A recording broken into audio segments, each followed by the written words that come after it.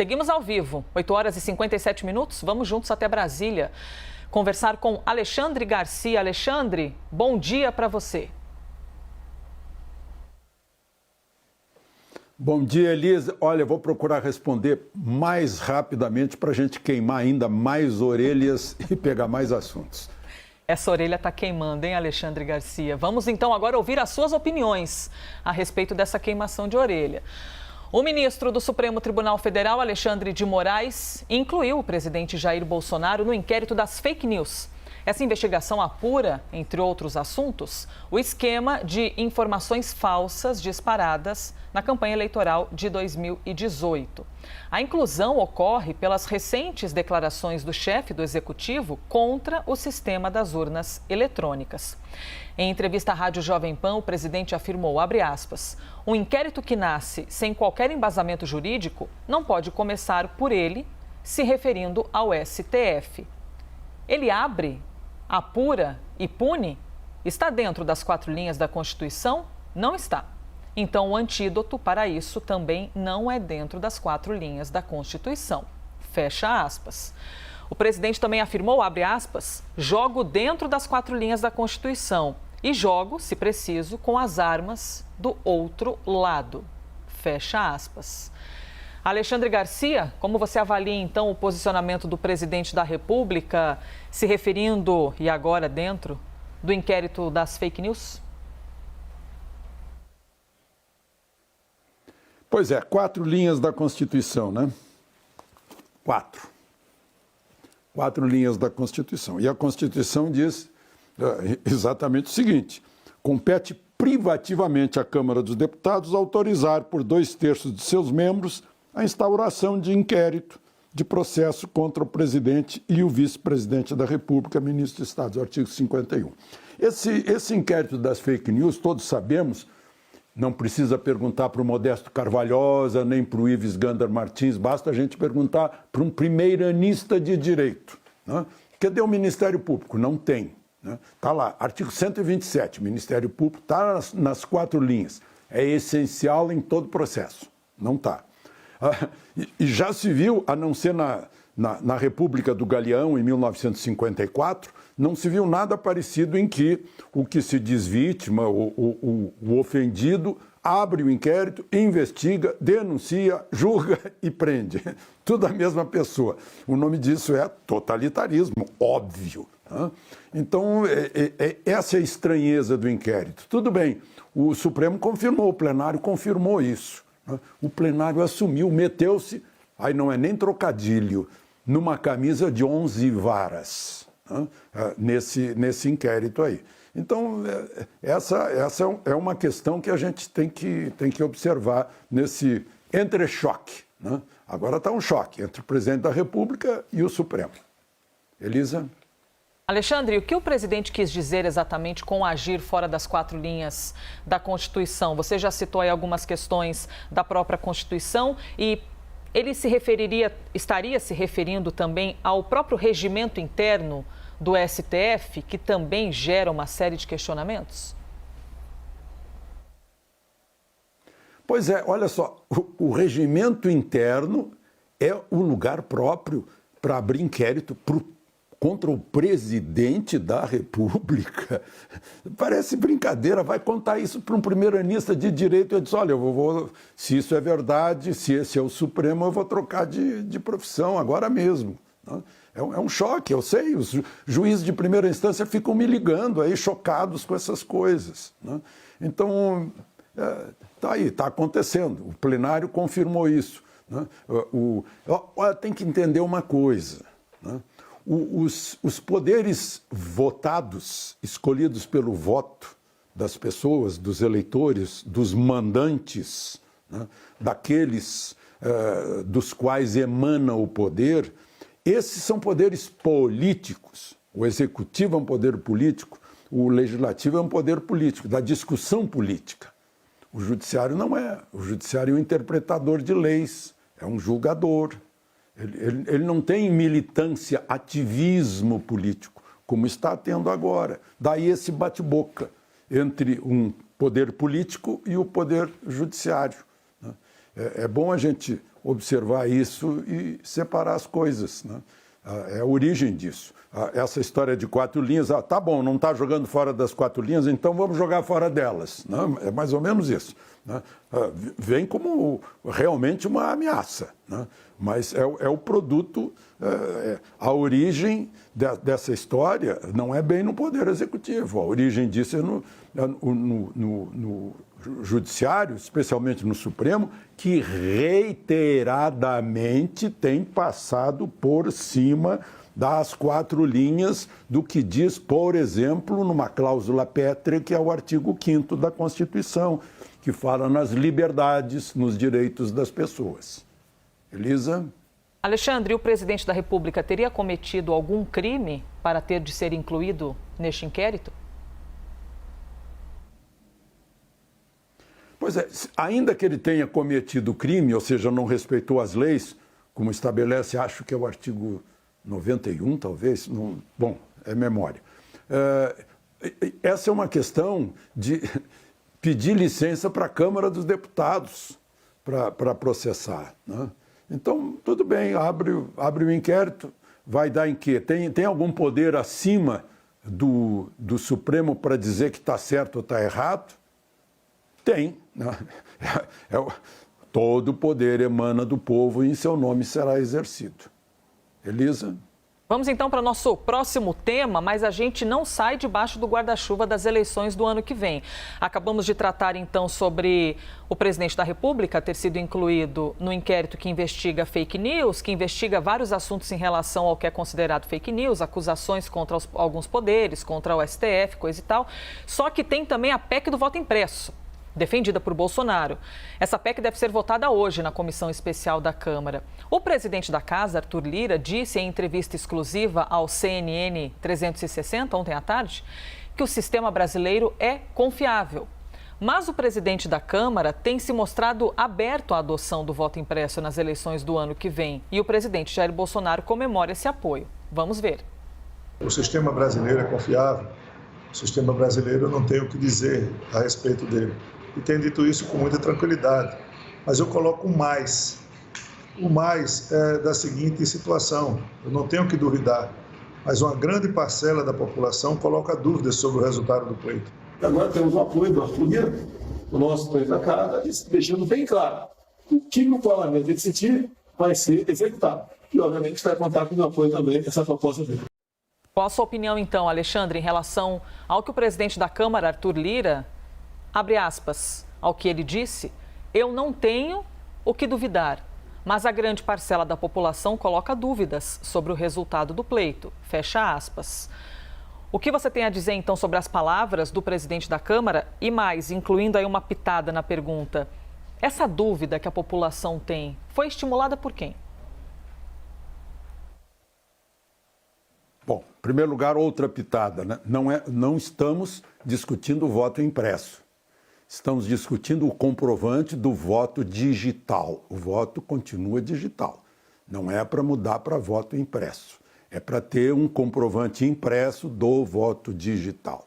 Bom, quem estimulou? Olha, eu fui estimulado, por exemplo, eu sempre acreditei na urna eletrônica. Aí eu comecei, depois da eleição de 2018, eu comecei a ver, né, depoimentos de eleitores gravados nas sessões eleitorais. Olha, eu apertei o 17, saiu 13. Olha, emperrou aqui, não querem me deixar votar, mas eu não votei, né? E uma quantidade imensa de depoimentos de eleitores.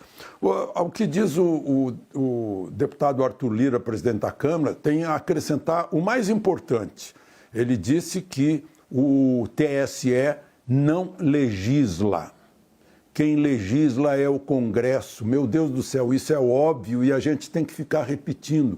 O Supremo não legisla, não tem poderes de legislador. O TSE tampouco. Então, eles, na prática, né, de fato, eles estão legislando, né, estão influenciando a legislação e os poderes são separados, são independentes. É o 2º artigo da Constituição, né? E tem a dúvida que ele levanta do povo. Imagina a história que todos conhecemos da mulher de César. Né? O Públio era um jovem apaixonado pela Pompeia, mulher de César, que fez uma festa à noite para uma deusa só para mulheres. E ele se vestiu de mulher e chegou lá disfarçado de tocadora de lira. Foi descoberto, foi expulso, foi preso, foi julgado e foi inocentado porque ele não chegou a perturbar a mulher de César, não chegou a importunar. A mulher de César não tem nada a ver com isso. Né? Mas quando o rumor tomou conta de Roma, todo mundo falando, aí tem coisa. Né? Tinha um homem lá na festa da mulher de César. Né? A mulher de César absolutamente inocente. O que fez César? Político. Né? Sumo sacerdote, imperador, político. Puxa, o povo, eu tenho que calar a boca do povo, estão falando mal de mim. Deve ter combinado até com a Pompeia, olha, a gente continua, mas eu vou ter que me divorciar de você. E disse, né? A mulher de César não basta ser honesta, né? Tem que estar acima de qualquer suspeita. Eu acho que foi isso que Arthur Lira quis mostrar, né? Que não pode haver suspeita. E é tão fácil dirimir a suspeita. É tão fácil, é botar a tranca na porta, não precisa trocar a porta. Já havia isso em 2017, o TSE recebeu com um coquetel a nova urna com repositório para o comprovante impresso. Em 2017, depois Gilmar Mendes deu uma liminar, o Supremo derrubou e na eleição de 2018 estava tudo programado para entrar na eleição de 2018 e não entrou. Em 2017 estavam festejando, Bolsonaro não era candidato. Em 2018, Bolsonaro virou candidato e caiu o voto que tinha sido aprovado pela maioria do Congresso, com força até para derrubar um veto de Dilma. Elisa? Ainda falando sobre a eleição do ano que vem, eu trago agora para o nosso quadro, Alexandre, a Comissão Especial da Câmara, que está analisando, então, uma proposta que pode mudar o sistema eleitoral brasileiro. Então, o chamado distritão voltou à pauta dos deputados para as eleições de 22. Esse modelo substituiria o atual sistema proporcional para as vagas de deputados federais, estaduais e distritais. A tendência é que a campanha para deputado seja semelhante a uma eleição majoritária, como ocorre com a de governadores, prefeitos, senadores e presidente. Qual a sua opinião, então, Alexandre, sobre essa proposta do distritão para as próximas eleições? E mais, é a melhor alternativa para a votação? Bom, não deu para votar essa madrugada, pretendem votar hoje à tarde, vai ter duas votações importantíssimas hoje à tarde, essa e na comissão especial do voto com comprovante, né, do voto auditável. O ambiente está muito quente nessa comissão especial, muito quente, porque não sei se vocês lembram da outra vez, tentaram melar, né? Quando viram que iam perder, a oposição se levantou, foi lá, invadiu a mesa, foi um horror. Né? Então, é muito importante hoje. Talvez seja o acontecimento do dia, a votação na comissão especial do voto auditável. Agora, também vão tentar votar essa reforma. Não conseguiram em 2015, chegaram a ter 267 votos. Eram necessários 308. Em 2017, se não me engano, sim, 238 votos, também não alcançaram os 308. O que é a mudança? É assim, né? O Brasília tem 8 deputados federais, então os 8 mais votados, pronto. A população entende melhor assim, né? São Paulo tem 70 cadeiras na Câmara Federal. Os 70 mais votados irão lá, não importa o partido. A população entende fácil isso. A população não entende quando o Enéas, que tem lá 1 milhão de votos, né, é capaz de eleger mais 5 com 500 votos, 400 votos. Né? Fica estranho para a população essa proporcionalidade do voto. Né? Mas é justo ou não é justo? Né? Vão ter que decidir. O meu desejo seria o voto distrital puro, distrital, não é distritão, distrital. Cada distrito eleitoral brasileiro, né, tem lá uma vaga, tem 5 candidatos, vão escolher quem vai ocupar essa vaga. Né? O candidato, o deputado fica mais perto do seu mandante, o mandatário fica mais perto do mandante, pode ser mais bem cobrado. né? Então, essa seria uma... Para mim, seria melhor, mas não é isso que estão votando lá. Acho que não vai dar em nada esse distritão. E estou muito curioso pelo resultado do voto mais seguro, do voto mais garantido. Elisa? Acompanharemos essas votações hoje aqui na programação da CNN Brasil. Já, inclusive, tem CPI da pandemia. Você confere com a gente aqui na CNN. Alexandre, como foste mais sucinto nas respostas em relação a todos os temas da eleição do ano que vem, a gente tem tempo de trazer mais um assunto, tá bom? Vamos falar então sobre Ciro Nogueira, que tomou posse como ministro da Casa Civil. A cerimônia especial realizada em Brasília, com a participação do presidente Jair Bolsonaro e demais ministros do governo, ocorreu uma semana após a assinatura do termo de posse. Bolsonaro elogiou Ciro Nogueira, que em discurso disse que terá temperança e equilíbrio na articulação política. Vamos ver. E a chegada agora do Ciro Nogueira é uma demonstração por parte do governo que nós queremos cada vez mais aprofundar o relacionamento com o parlamento. E não é a primeira vez que eu digo que legislativo e executivo, na verdade, é um só poder. Quase tudo que porventura nós viemos decidir por aqui passa pelo parlamento. E temos hoje uma convivência extremamente pacífica, salvo alguns senões, faz parte da política. Eu gostaria que toda vez que Vossa Excelência me visse, lembrasse de um amortecedor. Acho que é assim que o povo do meu país, vocês companheiros, eu espero que me vejam, porque assim eu vou ser mais útil ao meu país, ao Brasil, ao governo de Vossa Excelência, à política, às instituições, nesse momento de tantas trepidações. Ajudar para que essa viagem seja mais serena, estável e confortável para todos. O meu nome, senhor presidente, é temperança. O meu sobrenome tem que ser equilíbrio. Vamos ver daqui para frente se esse amortecedor de Ciro Nogueira vai circular pelas ruas esburacadas da periferia ou pelas avenidas bonitas e elegantes dos centros das cidades que não tem qualquer buraco. Alexandre Garcia, qual a sua avaliação, então, no depoimento, nos discursos de Bolsonaro e também de Ciro Nogueira? É melhor ser amortecedor que para-choque. Amortecedor é mais suave. E essa foi a principal mensagem de Ciro Nogueira. Amortecedor. Ele também se explicou, porque cobraram dele, que ele já foi adversário de Bolsonaro. Ele disse, olha, não tem nenhuma contradição em mudar quando a gente muda para melhor.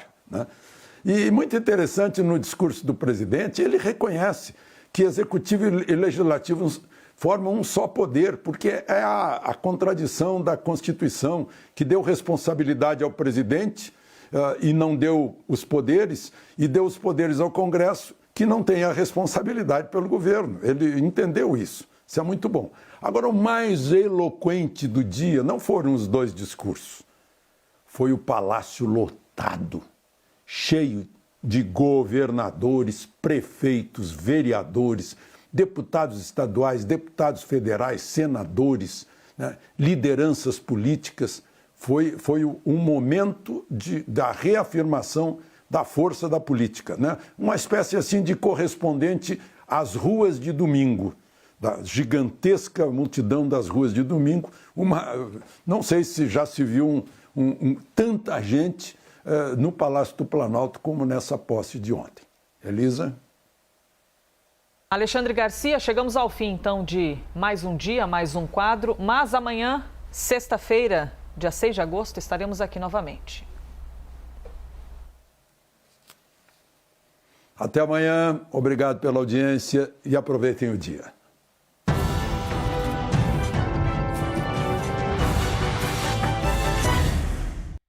Importante sempre lembrar que as opiniões emitidas pelos comentaristas do quadro não refletem necessariamente a posição da CNN.